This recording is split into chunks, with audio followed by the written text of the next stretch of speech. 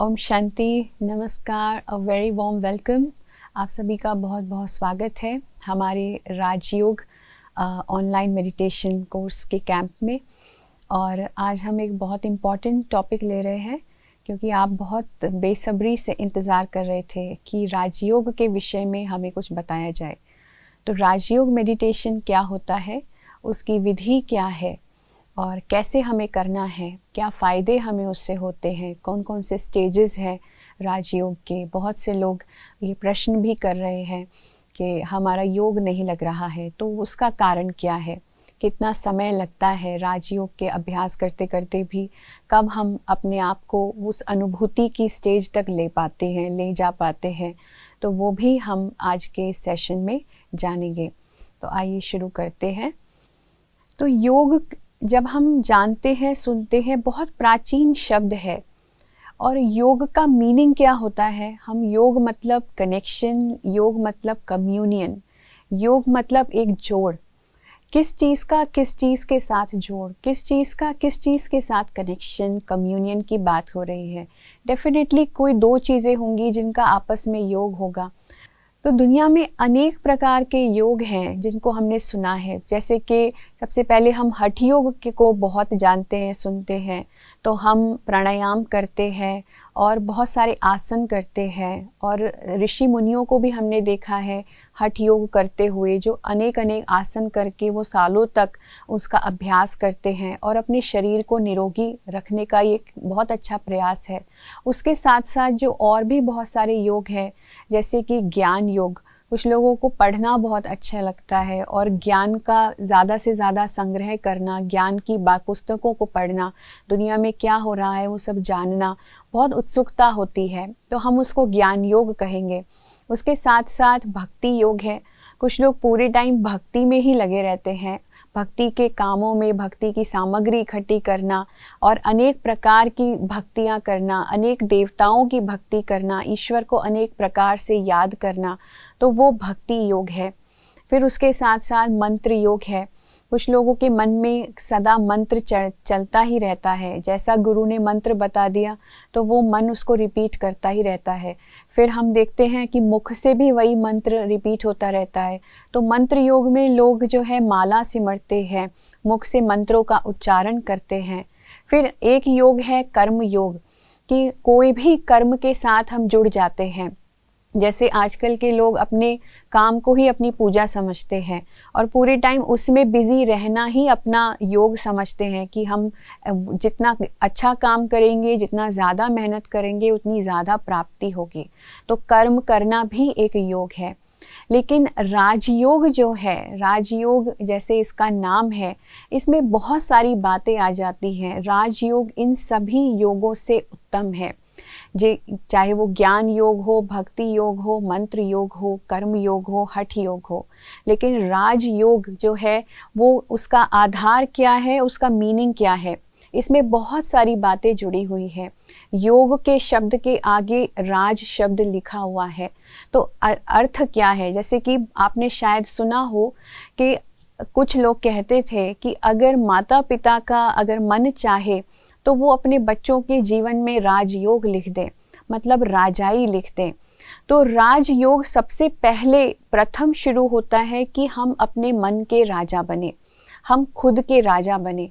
तो राजयोग हमें स्वयं पे राज्य करना सिखाता है, अपने खुद का राजा बनना सिखाता है, कि हम आत्मा जो है एक किंग की तरह, एक राजा की तरह अपनी इस राजधानी पे शासन करे, अपनी इन कर्मेंद्रियों को मंत्री की तरह चलाए, ना कि ये कर्मेंद्रियां, ना कि ये शरीर राजा बन के आत्मा को गुलाम बना के काम कराएं, लेकिन हम अपने मन के राजा बने। तो राजयोग है। फिर राजयोग इसको और क्यों कहा जाता है? क्योंकि इसमें कुछ राज भी छुपे हुए हैं। वो राज क्या है कि ये योग संसार में कोई मनुष्य आत्मा किसी को नहीं सिखा सकती। राजयोग केवल परमात्मा ही सिखा सकते हैं और परमात्मा ही इसकी शिक्षा दे सकते हैं, उसकी प्रक्रिया हमको बता सकते हैं। फिर एक और राज ये है कि ये आत्मा और परमात्मा के जोड़ की बात है। जैसे कि हम बात कर रहे थे कनेक्शन की, कम्युनियन की, तो जब ज्ञान योग की हम बात कर रहे थे तो एक मनुष्य आत्मा का कनेक्शन किताबों के साथ हो गया तो ज्ञान योग है। एक भक्ति योग है जहाँ बहुत सारी भक्ति की चीज़ें, बहुत सारे आइडल्स की वर्शिप है, तो वहाँ पे वो भक्ति योग हो गया। कर्म योग में कर्म के साथ मनुष्य का योग हो गया। मंत्र योग में मंत्रों के उच्चारण के साथ योग हो गया। लेकिन राज योग में आत्मा का कनेक्शन परमात्मा के साथ होता है। तो जब ये कनेक्शन होता है तो ऑटोमेटिकली बहुत सारी शक्ति, बहुत सारी पावर्स हमको मिलने लगती है, इसलिए हम इसको राजयोग कहते हैं। फिर राजयोग का आधार क्या है, हम राजयोग कैसे सीखना शुरू कर सकते हैं? सबसे पहले तो हमें राजयोग का परिचय होना आवश्यक है कि राजयोग असलियत में है क्या। तो आज जैसे इतने सारे सेशंस हमने जाने समझे, तो उस एक एक सेशन में एक प्रक्रिया है राजयोग को समझने की। तो सबसे पहली प्रक्रिया तो खुद को जानने की है कि मैं कौन हूँ। फिर उसको शक्ति देने के लिए कौन सी चीज़ निमित्त है, वो है परमात्मा। तो परमात्मा का परिचय भी उतना ही ज़रूरी है। तो हमने आज आत्मा के विषय में भी जान लिया और परमात्मा के विषय में भी जान लिया। तो अब योग करना कितना आसान है। तो जब आत्मा और परमात्मा को जान लिया तो अब राजयोग का नेक्स्ट जो स्टेप है वो है संबंध स्थापित करना। आत्मा का अपने परम पिता परमात्मा के साथ बहुत मीठा प्यारा संबंध है। तो उस संबंध से जब हम उसको याद करेंगे, वो संबंध को रिलेशन बना के जब हम याद करेंगे, तो वो बहुत सहज रीति से वो शक्तियाँ सब हमें प्राप्त होती चली जाएंगी। फिर नेक्स्ट हम देखते हैं कि इन्हीं संबंध से, इस श्रेष्ठ संबंध को स्थापित करने से हमें बहुत स्नेह परमात्मा का प्राप्त होता है, बहुत सारी शक्तियाँ हमको प्राप्त होती है। क्योंकि संबंध में, रिलेशंस में केवल गिव एंड टेक जो होता है वो किस चीज़ का होता है, बहुत सारे गुणों का गिव एंड टेक है। यहाँ पर कोई स्थूल चीज़ों का गिव एंड टेक नहीं है। लेकिन परमात्मा से हमें अनगिनत प्यार, अनगिनत शक्तियाँ प्राप्त होती हैं, बहुत सारा स्नेह प्राप्त होता है। इस भौतिक संसार में जिन चीज़ों के पीछे हम भाग रहे थे, वो चीज़ें छोड़ करके वो सारी ही चीज़ें, वो सारे ही गुण जो आत्मा के निजी गुण हैं, वो हमें परमात्मा से प्राप्त होते हैं। और उसके बाद यही सारी प्राप्तियां जब आत्मा को होती हैं परमात्मा से, तब हमें अपने अंदर वो भरपूरता महसूस होती है कि हम कंप्लीट है। और फिर एक स्थिति आती है जब आत्मा दूसरों को दे सकती है।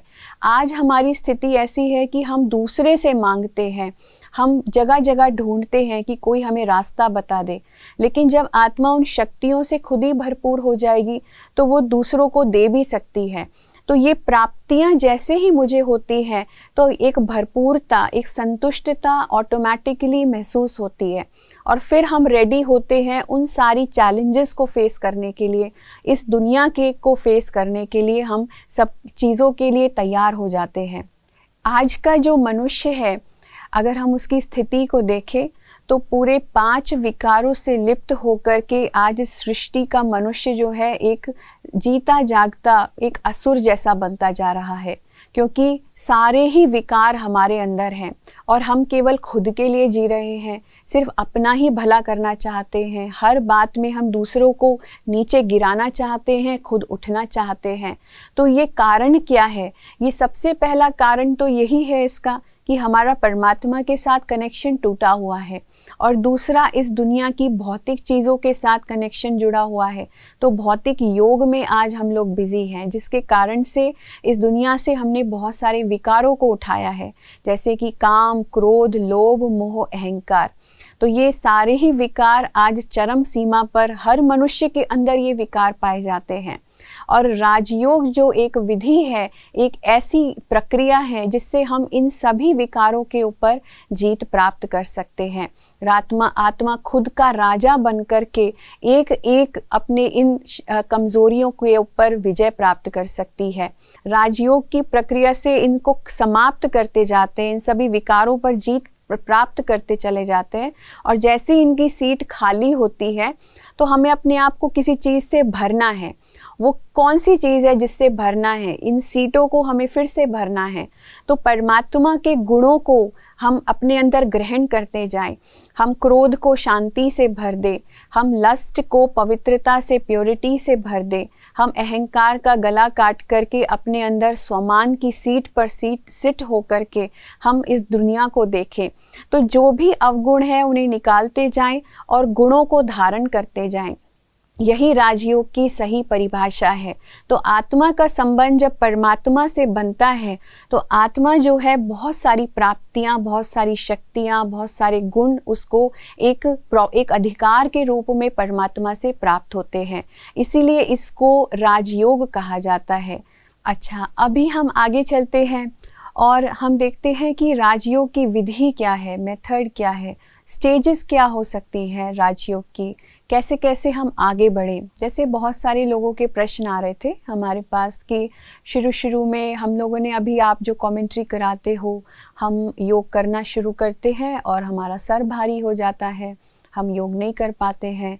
या बहुत लोगों ने ये भी क्वेश्चन किया कि हम योग तो करते हैं पर हमें बिंदु रूप में हम अपने आप को सोच नहीं पाते हैं, मन एकाग्र नहीं कर पाते हैं और बिंदु दिखाई नहीं देता है यहाँ पर चमकता हुआ। तो ये सब इनिशियल प्रोसेस है। अभी तो आपने इस प्रक्रिया को शुरू किया है। बहुत लंबे समय से, जब से आपने जन्म लिया है तब से लेकर अब तक किसी ने भी आपको मैं और मेरा का अंतर नहीं समझाया, किसी ने आपको ये नहीं बताया कि आप हो कौन। और इतने लंबे समय से आप अपने आप को ये शरीर ही मानते आ रहे हो। आईने में जब भी देखते थे तो हमेशा शरीर को देख के कहते थे ये मैं हूँ, मैं ऐसा दिखता हूँ, मैं वैसा दिखता हूँ।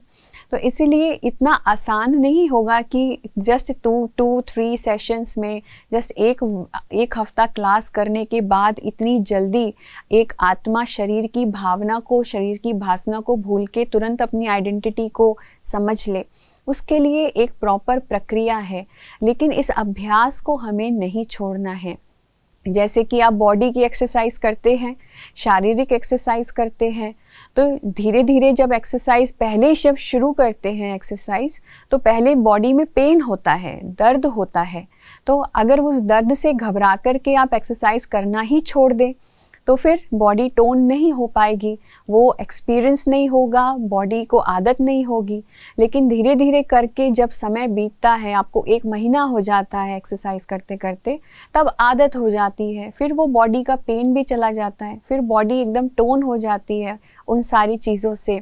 तो ये जो स्ट्रेसिंग है, आप एक तरीके से अपनी ही नर्व्स को, अपने ही ब्रेन की जो नर्व्स है उसको अभी ध्यान केंद्रित करने में लगा रहे हो। आत्मा को बाकी बहुत सारी बातों से आप हटा करके, समेट करके अपने चिंतन को एक जगह लाने का प्रयास कर रहे हो।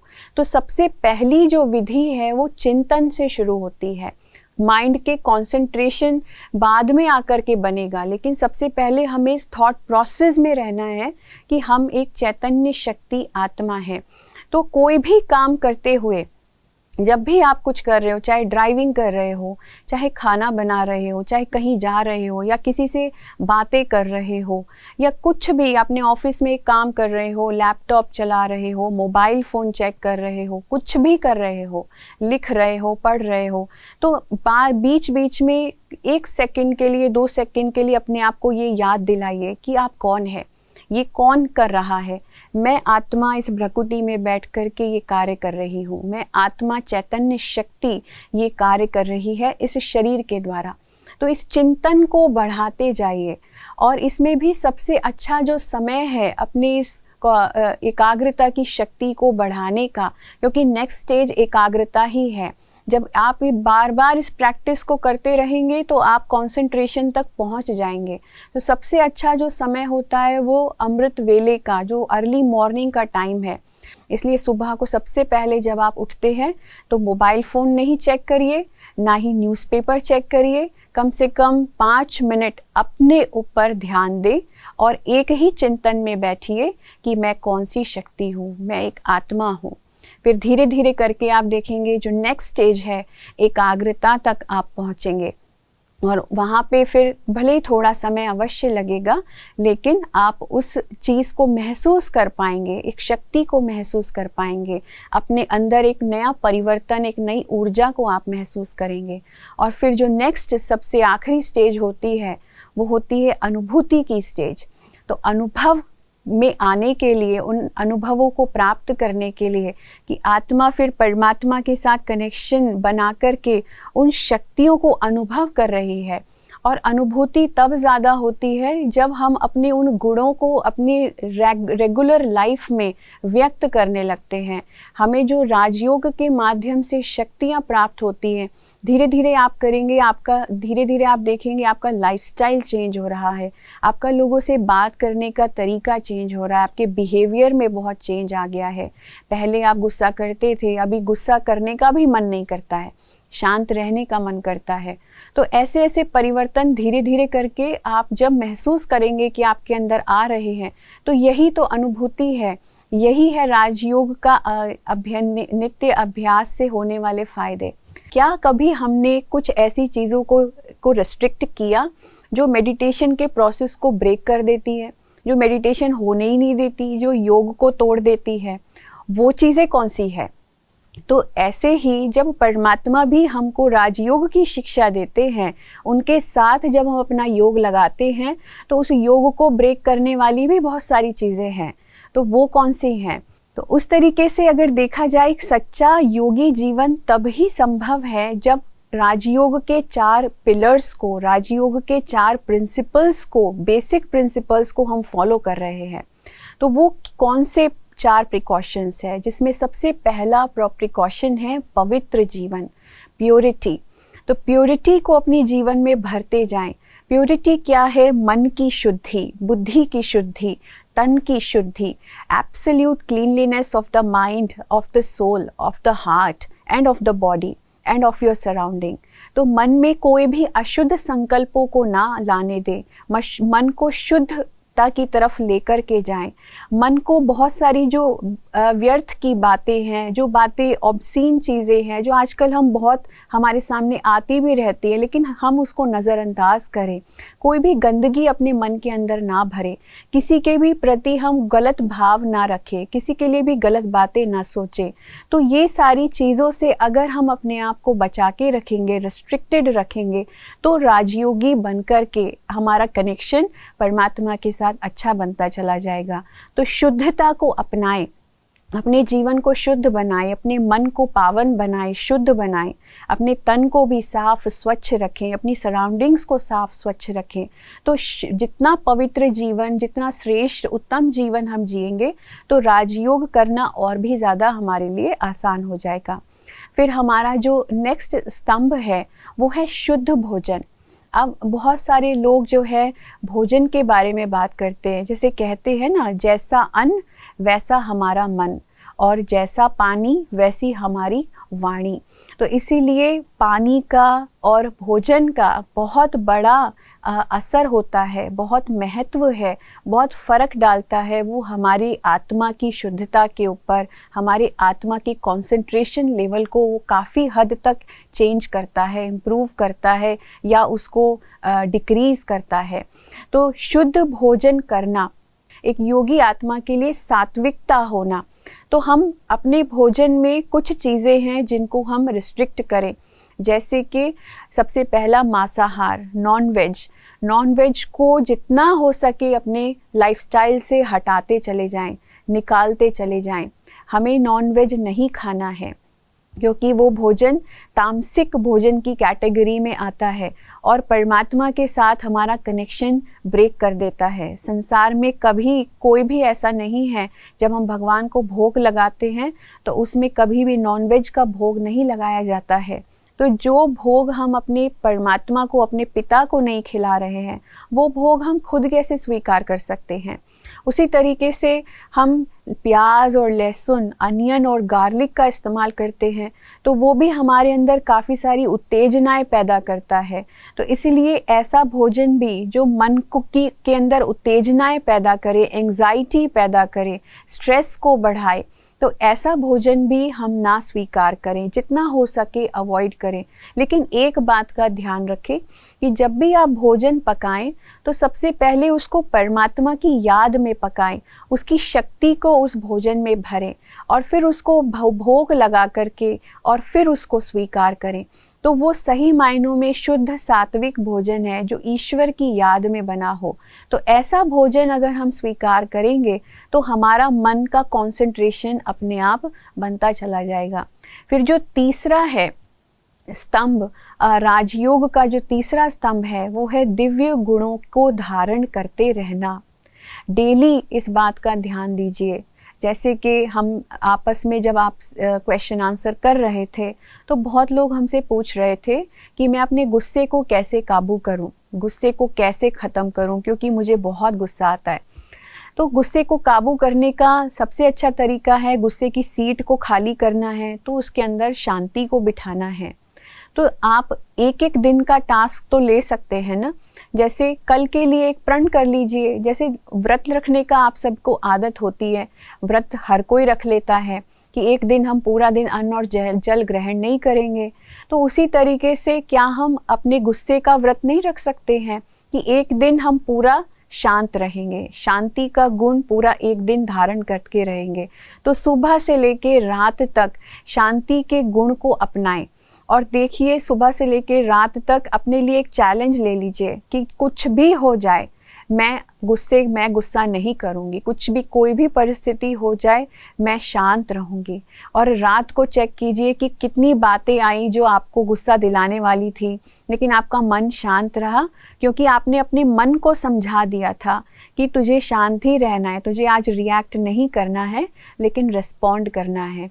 भले ही पेपर्स बहुत आ सकते हैं, बहुत सारे चैलेंजेस आ सकते हैं, टेस्ट आ सकते हैं, लेकिन फिर भी क्योंकि मन को काम दिया हुआ है कि आज इस गुण को तुम्हें छोड़ना नहीं है, तो ऐसे शांति को धारण किया। उसी तरीके से अनेकों दिव्य गुण हैं जो हम धारण कर सकते हैं डेली बेसिस पे। टास्क ले लीजिए कि एक एक गुण कौन सा है। जैसे सरलता का गुण है, इजी नेचर रखना। जैसे नम्रता का गुण है, ह्यूमिलिटी है, सबके साथ नम्रचित होकर के बात करना। उसी तरीके से मधुरता का गुण है, अपने जीवन में एक दूसरे के साथ स्वीटनेस, हमारी बोली में स्वीटनेस हो। उसी तरीके से ऐसे अनेकों गुण हैं, ऑनेस्टी है, इंटेग्रिटी है। तो कितनी सारी वैल्यूज़ हैं, कितने सारे वर्च्यूज़ हैं जो हम डेली बेसिस पे अगर उनको अभ्यास करते रहें तो हम अपने जीवन में ग्रहण कर सकते हैं, और ये बहुत ही आसान है। फिर उसके बाद जो हमारा नेक्स्ट स्तंभ है वो है सत्संग। सत्संग का मीनिंग बहुत बार हम नहीं समझ पाते। सत्य का संग, बहुत बार हम सोचते हैं संग का जो रंग होता है ना, वो हम सब जानते हैं कि कितनी आसानी से लगता है। जिसके साथ घूमने लगते हो, जिसका संग करने लगते हो, उन्हीं की बातें करने लगते हो, उन्हीं की तरह सोचने लगते हो, उन्हीं की बातों को व्यक्त करते हो। तो सत्य का संग जो है वो बहुत जल्दी लगता है। इसीलिए सत्संग जो है, अपने संग को सुधारना, अपने साथियों को, कंपनी हम किसकी करते हैं, हम किसके साथ हमेशा रहते हैं, तो उस कंपनी को सुधारने की ज़रूरत है। अगर आप ऐसी कंपनी में रहते हो जहाँ पे सिर्फ नेगेटिव बातें ही की जाती हैं, जहाँ पे सिर्फ वेस्ट बातें ही की जाती हैं, तो ऐसे संग को चेंज करना बहुत ज़रूरी है। ये बहुत बड़ा प्रिकॉशन है। तो संग को बदलें, अपने चूज़ कीजिए मुझे किसके साथ रहना है, कौन से लोगों का संग करना है। हाँ, हमारे जो बड़े विद्वान होके गए हैं उन्होंने कहा है कि संग करिए ऐसे लोगों का जो आपसे उच्च स्तर का की सोच रखते हैं। तो ऐसे लोगों का संग कीजिए। उसमें से भी सबसे अच्छा संग तो परमात्मा का संग है, क्योंकि परमात्मा जो है सबसे श्रेष्ठ है। तो जब आप परमात्मा का संग करेंगे तो आत्मा कितनी शक्तिशाली हो जाएगी, क्योंकि वो सर्वशक्तिमान है, सर्व गुणों में अनंत है। तो आत्मा अगर नित्य परमात्मा का संग करे तो उसकी शक्तियाँ उसके अंदर आती चली जाएंगी। तो इसी तरीके से ये जो 4 स्तंभ हैं, ये 4 प्रिकॉशंस हैं जो एक राजयोगी को करना अति आवश्यक है, ताकि वो राजयोग के इस प्रोसेस में आगे बढ़ सके। अब बात आती है शक्तियों की, बेनिफिट्स की, कि हम राजयोग तो कर रहे हैं लेकिन उससे हमें क्या क्या फ़ायदे होंगे, क्या क्या बेनिफिट्स होंगे आगे जाकर के। चलो हमने राज मेडिटेशन सीख भी लिया, लेकिन इतनी प्रक्रिया में आगे जाकर के क्या क्या प्राप्तियां होने वाली हैं। जैसे कि दुनिया में अनेकों लोग बहुत सारी शक्तियों का प्रदर्शन करते हैं। कोई किसी के माइंड को रीड कर लेता है कि भाई फलाने के मन में ये चल रहा है, तो कोई ना कोई किसी जादू के द्वारा कुछ ना कुछ किसी के कुछ कुछ कर लेता है। तो दुनिया में बहुत सारी रिद्धियाँ सिद्धियाँ भी हैं जिनसे लोग बहुत कुछ परिवर्तन कर लेते हैं। किसी के लाइफ में कुछ कभी शांति भी ले आते हैं, किसी को कुछ प्राप्ति भी करा देते हैं। लेकिन राजयोग कोई ऐसा जादू नहीं है, राजयोग कोई ऐसी चीज़ नहीं है, कोई रिद्धि सिद्धि नहीं है। लेकिन राजयोग से वो शक्तियाँ हमें प्राप्त होती हैं जो हमें डेली बेसिस पे हमारे सामने आने वाले चैलेंजेस को फेस करने के लिए हमें चाहिए। जो डेली बेसिस पे आज हम हर एक व्यक्ति के अंदर जो कमियां महसूस कर रहे हैं, जो वीकनेसेस को देख रहे हैं, उन वीकनेसेस को ख़त्म करने के लिए कौन सी शक्तियां हैं, कौन सी पावर्स हमें चाहिए। जब हम आत्मा के बारे में जान रहे थे तो हमने देखा था कि एक तरफ तो मन था और दूसरी तरफ बुद्धि थी। मन घोड़ा था और बुद्धि घुड़सवार थी, और घुड़सवार के पास पावर नहीं थी, शक्ति नहीं थी कि वो मन को कंट्रोल कर सके और उसको सही दिशा में ले जा सके और अपनी मंजिल तक पहुंच सके। तो आज का जो मनुष्य है वो भी, उसकी भी बुद्धि इसी तरीके से काम करती है। हमारी बुद्धि में इतनी शक्ति नहीं बची है कि हम अपने मन को कंट्रोल कर सकें। इसलिए मन अनेक विकल्पों से घिरा पड़ा है, अनेक प्रॉब्लम्स उसके अंदर है, अनेक बिहेवियरल पैटर्न्स हैं हमारे। हम अलग अलग तरीके से हर व्यक्ति व्यवहार करता है, हर एक की अपनी अपनी कैपेसिटी है। कोई व्यक्ति तो बहुत शक्तिशाली, मन से बहुत शक्तिशाली होता है, कोई एकदम मन से बहुत डाउन होता है। कोई जो है घबराता है बहुत जल्दी, कोई व्यक्ति बहुत जल्दी रिएक्ट करता है। तो अलग अलग सबका बिहेवियर हो चुका है। उसका कारण क्या है कि हमारे अंदर 8 शक्तियों की कमी। तो राजयोग के द्वारा हमें ये 8 शक्तियाँ प्राप्त होती हैं। आइए एक एक करके देखते हैं वो कौन कौन सी शक्तियाँ हैं जो राजयोग से हमें मिलती हैं। तो सबसे पहली शक्ति है सहन करने की शक्ति। सहन करना, हम सोचते हैं हम क्यों सहन करें, क्या ज़रूरत है मुझे सहन करने की, आज मेरे पास सब कुछ है, मैं जो चाहूँ वो प्राप्त कर सकती हूँ, मैं तो इंडिपेंडेंट हूँ, मुझे क्यों फलाने का बर्दाश्त करना है। लेकिन ना बर्दाश्त करने के कारण से जो हम कहते रहते हैं कि अब मेरी चरम सीमा हो चुकी है, अब मैं इससे ज़्यादा बर्दाश्त नहीं कर सकती, अब मेरा टॉलरेंस पावर क्रॉस हो गई है।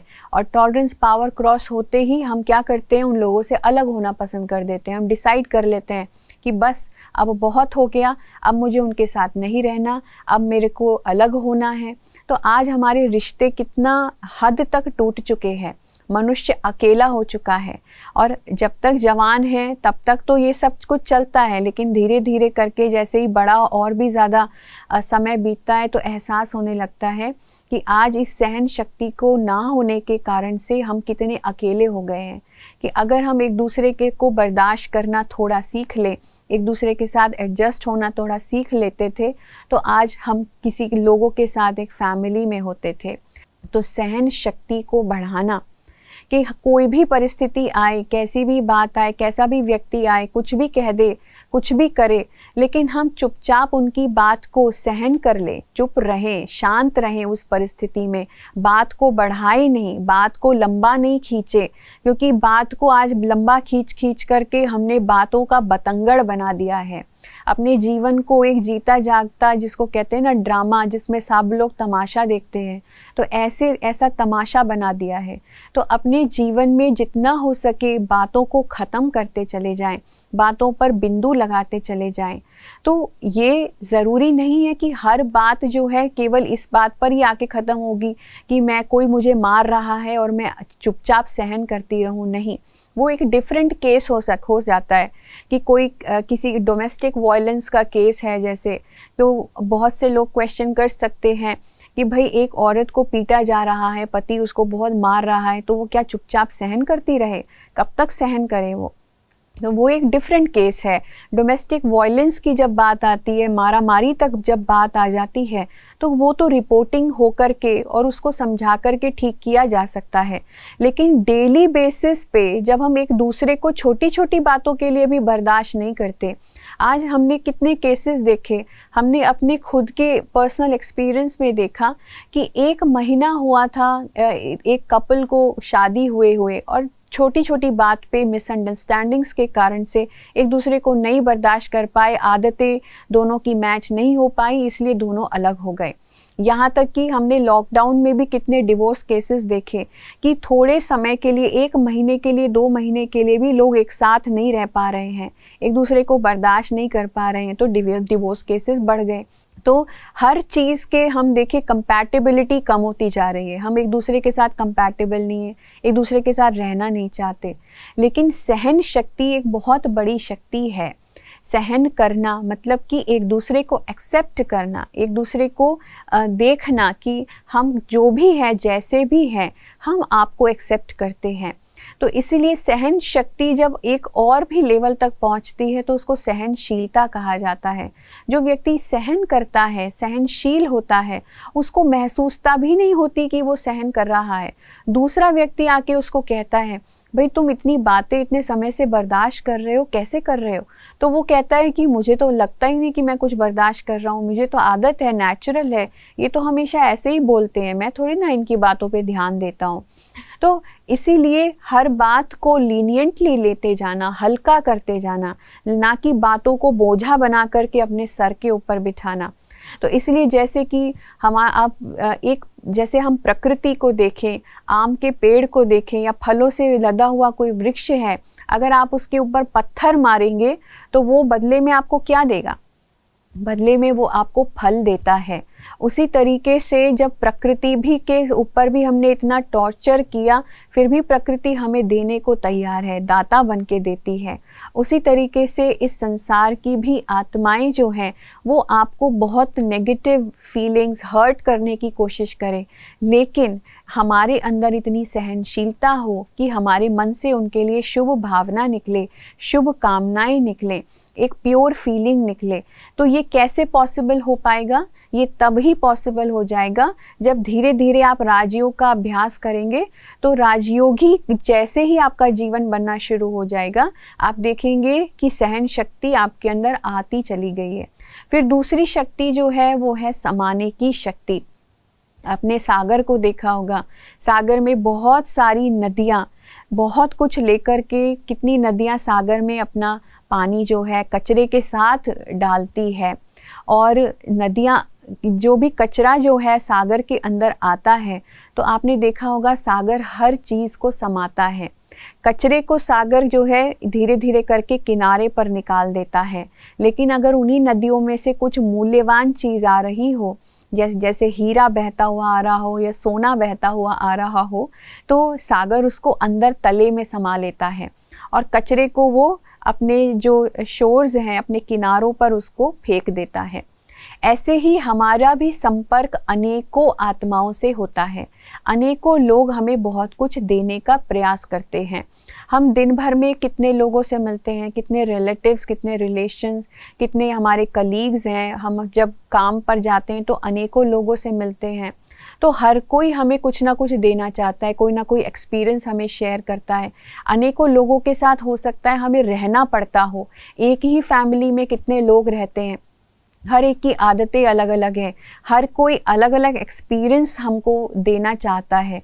तो हम हर एक को देखें, हर एक के साथ रहें, है ना, हर एक को एक्सपीरियंस भी करें, हर एक की बात भी सुने, लेकिन ये फिल्टर आउट कर लीजिए, ये समाने की शक्ति को धारण कीजिए कि उनके अंदर का गुण तो मैं उठा करके अपने अंदर धारण कर लूँ, लेकिन जो व्यर्थ की बातें हैं, जो वेस्ट की बातें हैं, उसको निकाल करके किनारे कर दीजिए।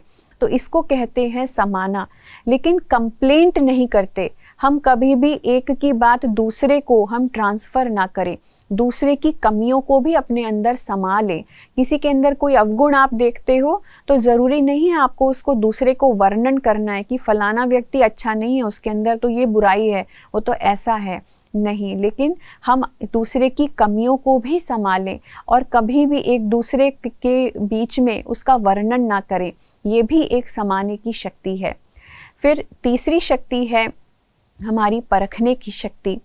तो जिस प्रकार से आप एक जौहरी को देखते हो, वो जौहरी पत्थर के बीच में और एक हीरे के बीच में फ़र्क बता सकता है, और पत्थर को या सोने को या हीरे को कसौटी पर घिस कर के देखता है कि इसकी वैल्यू कितनी है, इसका मूल्य कितना है, कितने कैरेट का ये गोल्ड है ना, कितनी इसकी वैल्यू है।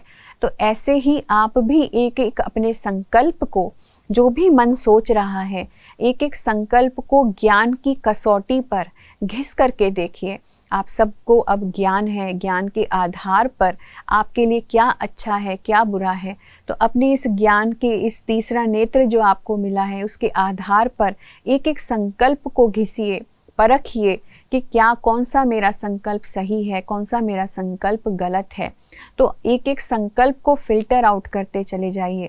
तो ये परखने की शक्ति भी धीरे धीरे करके राजयोग के माध्यम से हम प्राप्त कर सकते हैं। फिर नेक्स्ट जो पावर हमें मिलती है वो है निर्णय लेने की शक्ति, पावर टू डिसाइड। तो डिसीजन मेकिंग एक बहुत बड़ी बात है, क्योंकि डिसीजन लेना मतलब एक्ट में आना, कर्म में आना। तो हम अपनी शक्तियों के बीच में, अपनी स्ट्रेंथ्स के बीच में और अपनी वीकनेसेस के बीच में, अपनी कमज़ोरियों के बीच में, इन दोनों के आधार पर ये जानते हुए कि मैं असलियत में क्या हूँ, मेरी शक्तियाँ क्या हैं, मेरी कैपेबिलिटीज़ क्या हैं और आने वाली अपॉर्चुनिटीज़ क्या हैं, उसके आधार पर आत्मा निर्णय ले कि हमारे लिए आगे के लिए क्या ठीक रहेगा, आगे क्या कर्म मुझे करना चाहिए।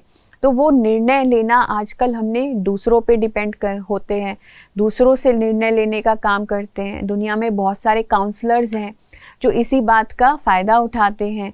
आप उनके पास जाते हैं, उनको पेमेंट देते हैं, उनको पैसा देते हैं और वो आपके लाइफ का डिसीजन आपको बता रहे हैं, है ना। तो आपके लाइफ का डिसीजन वो कैसे बता सकते हैं? आपके लाइफ का डिसीजन आपको लेना चाहिए ना कि किसी और को, क्योंकि किसी और का डिसीजन आप अप्लाई करेंगे और फिर वो काम नहीं किया तो आप किसको ब्लेम करेंगे? उस व्यक्ति को ब्लेम करेंगे कि उसने ऐसी सलाह दी थी। तो इसीलिए अपने निर्णय, अपने डिसीजंस हम खुद लेना सीखें कि मेरे लिए क्या सही है, क्या गलत है। इसीलिए ये शक्ति को बढ़ाना बहुत ज़रूरी है। हम कहेंगे हमारे अंदर मैं डिसाइड ही नहीं कर पा रहा हूँ मेरे लिए क्या सही है, क्या गलत है। तो डिसीजन मेकिंग को भी राजयोग के माध्यम से हम एनहांस कर सकते हैं, बढ़ा सकते हैं इस पावर को। फिर नेक्स्ट जो हमारी पावर है वो है सामना करने की शक्ति। तो सामना करना मतलब कि पावर टू फेस। तो किस चीज़ का सामना करना है, कौन सी बातों का सामना करना है? दुनिया में अनेकों चैलेंजेस हैं, कभी भी कोई भी परिस्थिति आके खड़ी हो सकती है। आज भी तो आप सभी के सामने एक बहुत बड़ी परिस्थिति आई ना, और कितने लोगों ने तो उसका सामने से देख कर के सामना किया। तो ऐसी परिस्थिति में कुछ लोग तो बिल्कुल ही डाउन हो गए, कुछ लोग तो हताश हो गए, और कुछ लोग ऐसे हैं जो हिम्मत से खड़े होकर के जिन्होंने उसका सामना किया, उसको बर्दाश्त किया, उसको देखा। तो ऐसी शक्ति अपने अंदर धारण करना कि कुछ भी होता रहे, बाहर के वातावरण में बहुत कुछ परिस्थितियां आ सकती हैं, चाहे वो प्राकृतिक कोई भी प्रॉब्लम हो, चाहे हमारी शरीर से रिलेटेड कोई प्रॉब्लम हो, क्योंकि शरीर में कभी भी कोई बीमारी आ सकती है। किसी व्यक्ति को कभी भी पता चल जाएगा कि उसको कैंसर है, कभी कोई बीमारी, कभी कोई बात, कभी किसी बहुत प्रियजन की मृत्यु हो गई अचानक से, हमारे घर में कोई अचानक मृत्यु हो गई किसी की जो आपको बहुत प्यारा था। तो ऐसी अनेक परिस्थितियां कभी भी कैसी भी खड़ी हो सकती है। तो कोई भी परिस्थिति का हम घबरा कर के नहीं, लेकिन पूरी शक्ति के साथ, पूरे अपने आप को संभालते हुए हम उसका सामना करें। तो इसको कहते हैं सामना करने की शक्ति। राजयोग के माध्यम से हम अपने आप को इतना सशक्त बना सकते हैं, इतना शक्तिशाली बना सकते हैं कि हर परिस्थिति को हम खेल की तरह देखते हैं और देखते हैं कि ये एक खेल है जो चल रहा है। हर आत्मा को एक एक्टर की तरह देखते हैं। एक बेहद का ड्रामा है, हर चीज़ एक ड्रामा में हो रही है, एक नाटक चल रहा है और नाटक में हर चीज़ बहुत एक्यूरेट चल रही है। इसके आधार पर हम हर बात का सामना कर सकते हैं। फिर नेक्स्ट शक्ति है सहयोग करने की शक्ति। तो एक दूसरे के सहयोग से ही आज संसार में बहुत सारी चीज़ें बनी हैं। सहयोग से जो बड़े बड़े काम हैं बहुत आसानी से हो जाते हैं। केवल टीम वर्क ही होता है जो इतने बड़े बड़े प्रोजेक्ट्स, जो इतनी बड़ी बड़ी बातें हैं, संभव हो पाती हैं। तो टीम वर्क होना, एक दूसरे को कोऑपरेट करना, एक दूसरे को सहयोग करना, वो बहुत अति आवश्यक है। पर आज हम हर बात का खुद क्रेडिट लेना चाहते हैं, जिसके कारण से हम अलग होते जाते हैं। टीम वर्क जो है वो पॉसिबल नहीं हो पाता है। तो टीम में काम करिए, कोऑपरेट करिए एक दूसरे के साथ। यहाँ तक कि सारे विश्व को बदलने का जो काम है, दुनिया को बदलने का काम, क्या ये आसान काम है? आपको बता दें कि ये काम तो परमात्मा भी अकेले नहीं कर सकते हैं। इस कार्य के लिए भी उनको हम आत्माओं के सहयोग की आवश्यकता होती है। तो ये भी एक टीम वर्क है। हम इस लक्ष्य में आगे तो बढ़ रहे हैं, ये विजन लेके तो चल रहे हैं कि हम दुनिया को बदल देंगे, हम दुनिया को फिर से स्वर्ग बना देंगे, हम दुनिया को फिर से रहने लायक बना देंगे। लेकिन उसमें आप सबके सहयोग की भी आवश्यकता है। बिना सहयोग के ये कार्य संभव नहीं है।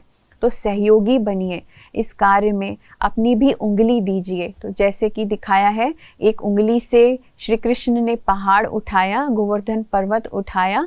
तो केवल इस उंगली से एक व्यक्ति ने पहाड़ नहीं उठाया, लेकिन हर एक की उंगली चाहिए, हर एक का छोटा सा सहयोग चाहिए। इस छोटी उंगली के सहयोग से बहुत बड़ा ये जो विश्व परिवर्तन का जो कार्य है, दुनिया को फिर से एक रहने लायक दुनिया बनाना, एक बेटर प्लेस बनाना, दुनिया को फिर से स्वर्ग बनाना, तो ये कार्य भी आप सबके सहयोग से हो सकता है। उसके बाद जो हमारी नेक्स्ट शक्ति है वो है विस्तार को संकीर्ण करने की शक्ति। जैसे कि हम जानते हैं, बहुत सारी बातों में दिन भर में हमारी बुद्धि एंगेज्ड होती है।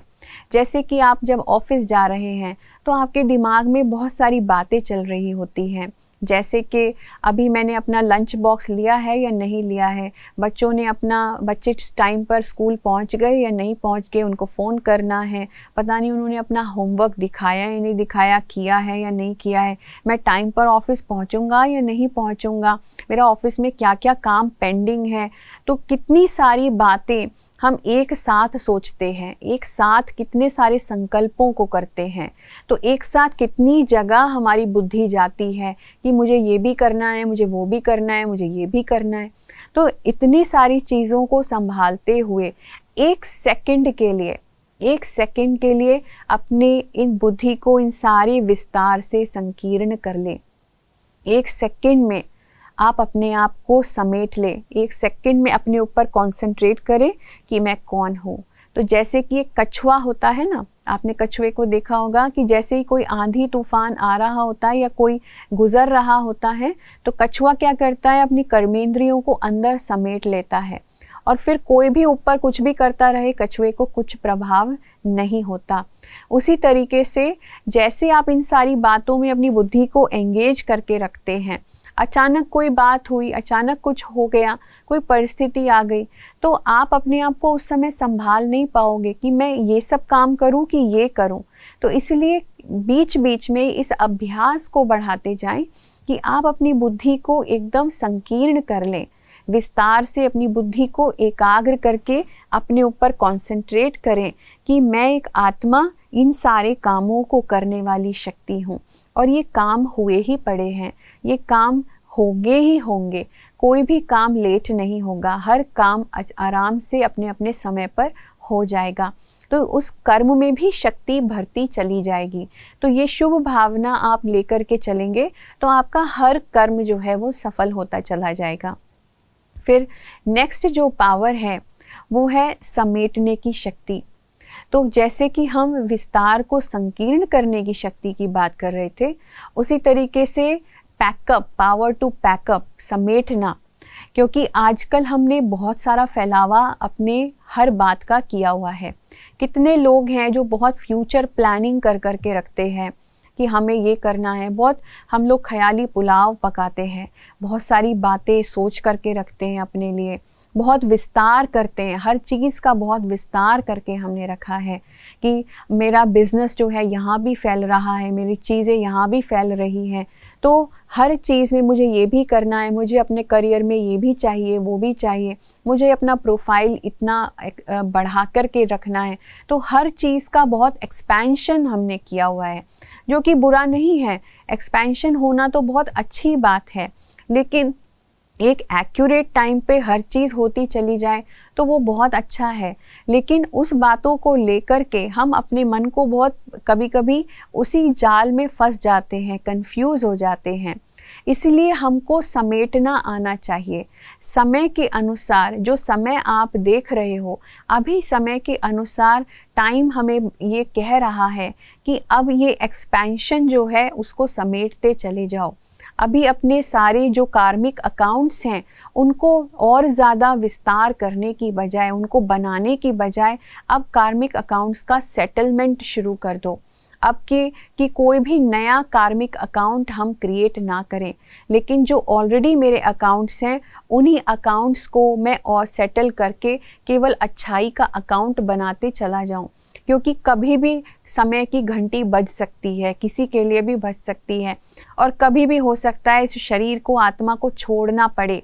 तो साथ में क्या जाएगा? अगर कोई भी मोमेंट ऐसा आया कि आत्मा को शरीर छोड़ना पड़ेगा तो आप क्या करेंगे उस समय? तो ऐसे में अगर इतने सारे फैलावे के साथ बुद्धि को इतनी विस्तार में फंसा के रखा होगा, इतनी प्लानिंग करके रखी होगी और कुछ समेटा नहीं होगा, तो आत्मा के साथ क्या जाएगा? वही संस्कार जाएंगे और आत्मा अपने आप को इनकम्प्लीट फील करेगी, और ये फील करेगी कि मैं अपने स्वप्नों को, मैं अपने ड्रीम्स को पूरा नहीं कर पाई। तो इसीलिए ऐसी फीलिंग के साथ हम ना जावे, लेकिन तैयार करें अपने आप को। जैसे कि आपने देखा होगा एक आर्मी का ऑफिसर होता है, तो वो क्या होता है, जब वो अपने घर जाता है, छुट्टी पे जाता है, तो अपने सामान को इस प्रकार से खोलता है कि थोड़ा ही सामान यूज़ करता है और फिर उसको रीपैक कर देता है अपने सारे लगेज को। क्यों? क्योंकि उसको पता है अंदर में कि मुझे कभी भी ऑर्डर मिल सकता है वापस जाने का, मुझे कभी भी कोई भी जंग छिड़ सकती है, मुझे कहीं भी कभी भी जो मेरा आर्मी स्टेशन है वहाँ से कॉल आ सकता है कि तुम्हें वापस रिपोर्ट करना है अपने स्टेशन पे। तो इसीलिए उसका मन प्रिपेयर्ड है उसके लिए कि मुझे अपने सामान को पैकअप ही रखना है, खोलना नहीं है, ताकि मैं तुरंत निकल सकूं। तो जैसे ही अगर उसका पास फ़ोन आवे या उसको कॉल आवे तो वो तुरंत अपना सामान उठाता है और निकल जाता है। तो उसकी बुद्धि प्रिपेयर्ड है उस चीज़ के लिए, उसको आदत डाली हुई है उस चीज़ की। उसी तरीके से हम भी तैयार रहें दुनिया में, संसार में, कभी भी कुछ भी हो, लेकिन हम मन से तैयार हैं हर चीज़ को फेस करने के लिए, हर चीज़ का सामना करने के लिए। उसके लिए बुद्धि को समेटना, बातों को समेटना बहुत ज़रूरी है। तो अपना लगेज जो है तैयार रखें। आत्मा अपने साथ क्या लेके जाने वाली है? ढेर सारे शुभ संस्कार, अच्छे संस्कार। तो ऐसे संस्कारों को बढ़ाने की आवश्यकता है। और घटाना कौन सा लगेज है हमको? जो हमने गलत काम किए हैं, जो भी नेगेटिव कार्मिक अकाउंट्स हैं, उनको घटाना है, और शुभ अच्छे संस्कारों के लगेज को बढ़ा बढ़ा करके लेकर के जाना है। तो ये 8 शक्तियाँ हमें राजयोग के माध्यम से प्राप्त होती हैं। तो राजयोग के अभ्यास को जैसे जैसे आप बढ़ाते जाओगे, आप देखेंगे ये 8 ही शक्तियाँ आपके अंदर आती चली जाएंगी, और धीरे धीरे आप खुद ही महसूस करेंगे कि अब मैं पहले की जैसा नहीं रहा हूँ। पहले से ज़्यादा मेरे बिहेवियर में, मेरे बर्ताव में बहुत चेंज आया है, परिवर्तन आया है। पहले से ज़्यादा शांत, पहले से ज़्यादा खुश अपने आप को महसूस करता हूँ, पहले से ज़्यादा संतुष्ट अपने आप को महसूस करता हूँ, तो पहले से ज़्यादा संपन्न भी अपने आप को महसूस करता हूँ। तो इन शक्तियों के कारण से आत्मा भरपूर होती चली जाती है, और फिर आगे जीवन जीना उतना ही आसान होता चला जाता है। तो ये था राजयोग की प्रक्रिया, और राजयोग से होने वाले फ़ायदे, और राजयोग की विधि क्या है कि कैसे हमें राजयोग का अभ्यास करना चाहिए। तो आइए कुछ मिनट के लिए राजयोग का अभ्यास करें, अपने मन को एकाग्र करें। फिर से अपना कंसंट्रेशन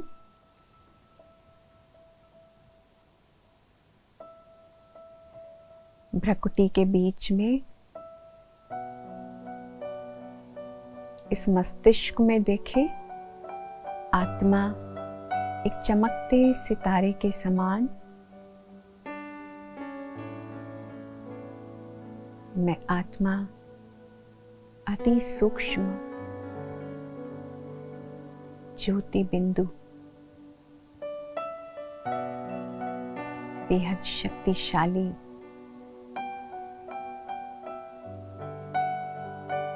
संकल्पों के द्वारा मैं आत्मा सोचने का काम कर रही हूँ। मेरा मन एक मानसरोवर है जिसमें अनेकों लहरें आती रहती है, अनेकों संकल्प आते हैं।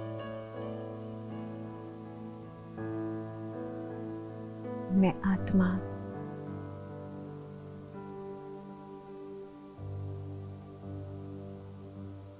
अपने संकल्पों की गति को धीरे धीरे शांत करती जाती हूँ।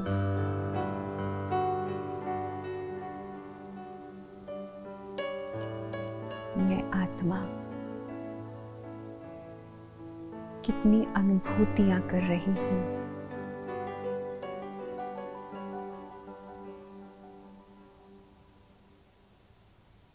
एकाग्रता की शक्ति को बढ़ाती जा रही हूँ।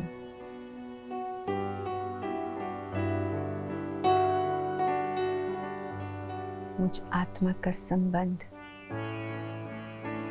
अपने पिता परमात्मा के साथ है।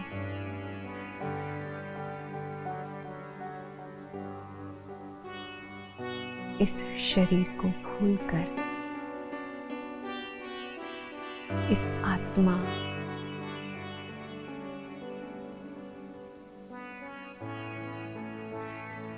अपने पिता परमात्मा के साथ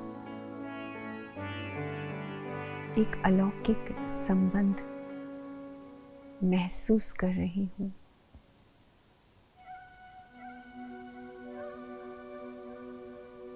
परमात्मा एक पावर हाउस की तरह अनेकों शक्तियाँ, अनेकों पावर्स मुझ आत्मा में भर रहे हैं।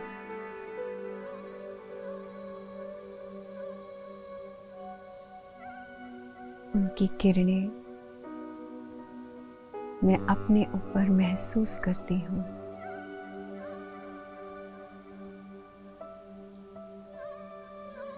एक अलौकिक शांति और आनंद महसूस हो रहा है।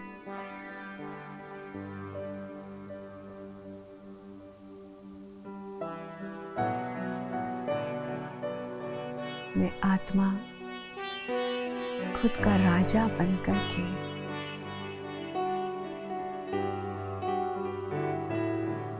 इस शरीर का भी राजा बनकर के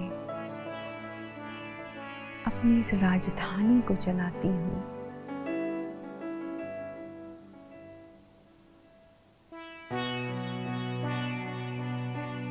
परमात्मा से मुझे अनेकों शिक्षाएं जो भी मिली है, उसके आधार पर मेरा जीवन अब श्रेष्ठ बनता जा रहा है।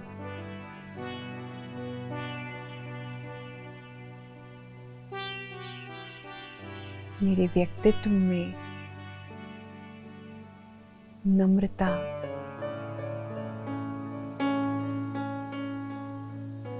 मिठास, सरलता आती जा रही है। अनेकों गुण मैं आत्मा धारण कर रही हूँ।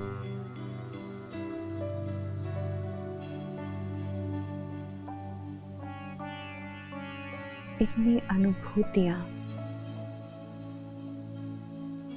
अपने निजी जीवन में मैं डेली प्राप्त कर रही हूँ और हर कर्म में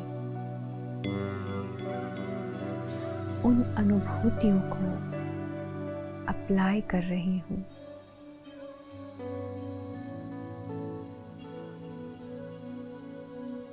मेरा हर कर्म भी सत्कर्म होता जा रहा है।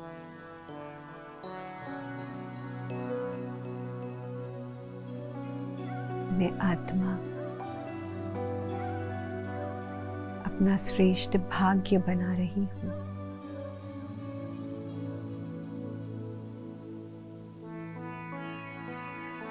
परमात्मा के साथ इस स्नेह के संबंध ने मुझे अनेकों प्राप्तियां कराई है।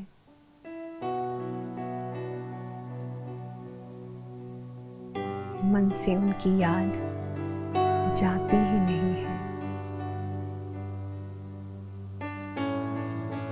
दिल उनका बार बार धन्यवाद करता है।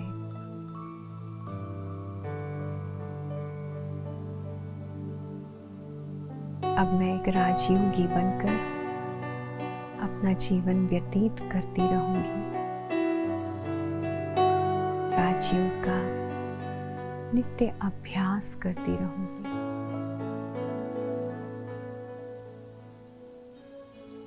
ओम शांति, ओम शांति, ओम शांति।